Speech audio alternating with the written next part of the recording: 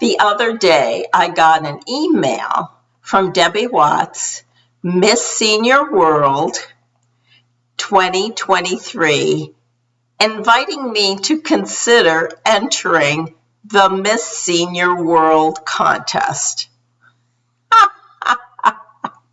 I know, it's crazy. I have never been in a pageant in my life, nor would I think that I was qualified to enter. My first thought was, is this some kind of scam? So I investigated, and it's a legitimate pageant, believe it or not. It's been going on for 4 years, and it's divided into 3 categories: women in their 50s, 60s, and 70s. And Debbie Watts won the 2023 pageant in the 70s category. Well, the thought of it was actually appealing. I know that's crazy, but it's kind of like, Cinderella. It's something I would possibly like to do. It requires that you bring a number of outfits: casual, fitness, cocktail, formal, and be prepared to discuss your fitness routine. There are interviews, and you do have to walk the runway in your gown, I guess. I have never been to a pageant, and I don't really know what it entails. Hi, I'm Sandy from Sandy Over 70. Thanks for watching. And this crazy notion has me in a dither. So I need your help in trying to decipher if this is something a 75-year-old woman should do.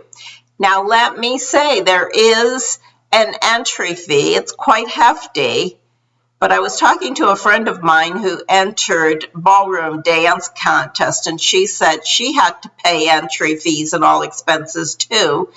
So it's not that unusual. Of course, you have to pay for your transportation and your hotel, possibly some of the meals and any clothing that you bring, and also they require a headshot. This is not a large pageant. There are no state contests. It looks to me like pretty much anyone who wants to be in it can be in it. They started 4 years ago, and they ran during the pandemic, so really they've had a rough start. I looked at the contestants from last year, and there were 13 in the 50s group, 8 in the 60s group, and only 4 in the 70s group. So there wasn't a lot of competition.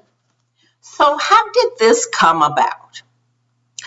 Well, at the beginning of last year, I was contacted by 2 women who run a web page called Women Over 70. This is what their web page says. The decades beginning in our 70s require resilience to deal with new challenges, gratitude for living longer, and inspiration to enrich our own and others' lives. And it seems that they were doing podcasts of about an hour of women they felt were interesting enough to be on their site.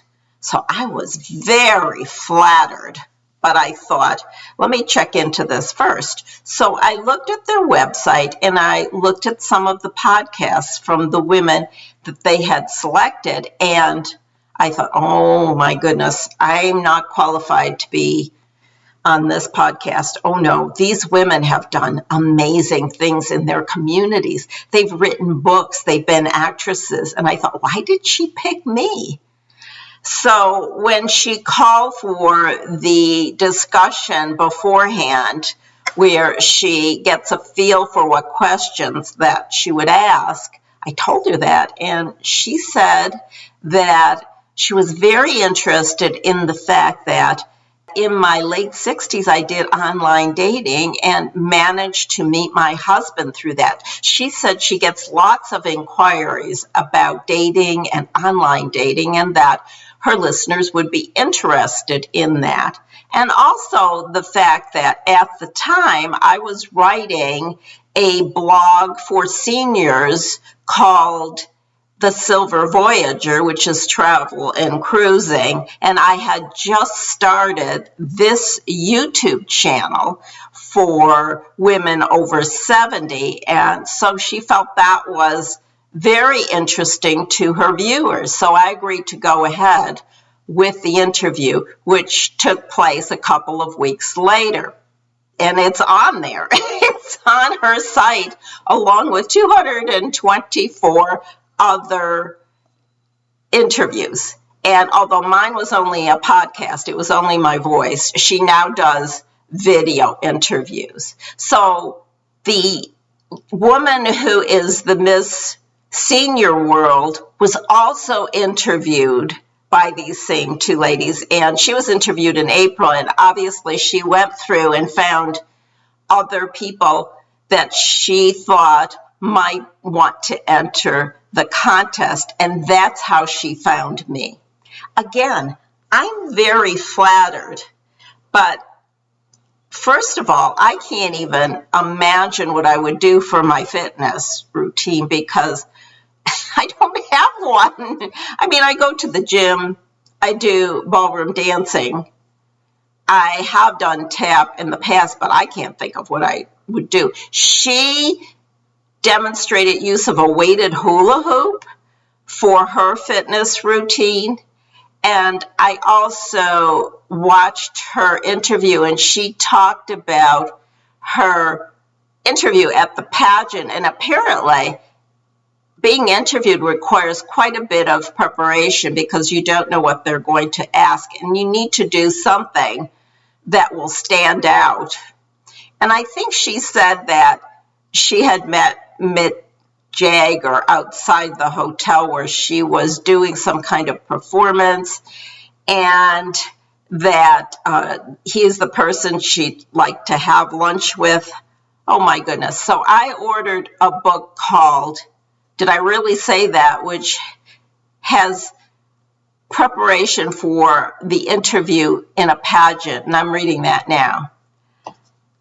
The way I see it, at this stage, the whole point of going to this pageant as a delegate is to really have a blast for a few days, meet a lot of other interesting women, get to primp, dress up, and have fun. I couldn't possibly take it seriously.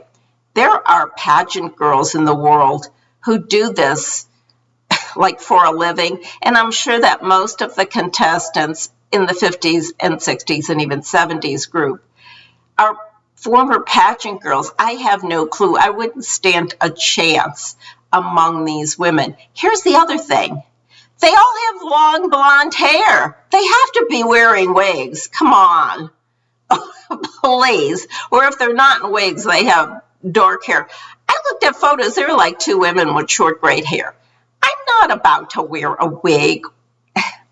I would want to be me. They're also wearing tons of makeup, false eyelashes, and probably wearing spray tan. I don't want to do any of that. So really, what's the point? But I thought I would tell you about it because it's so fascinating. Let me know what you think in the comments below. Thanks for watching. Have a great day.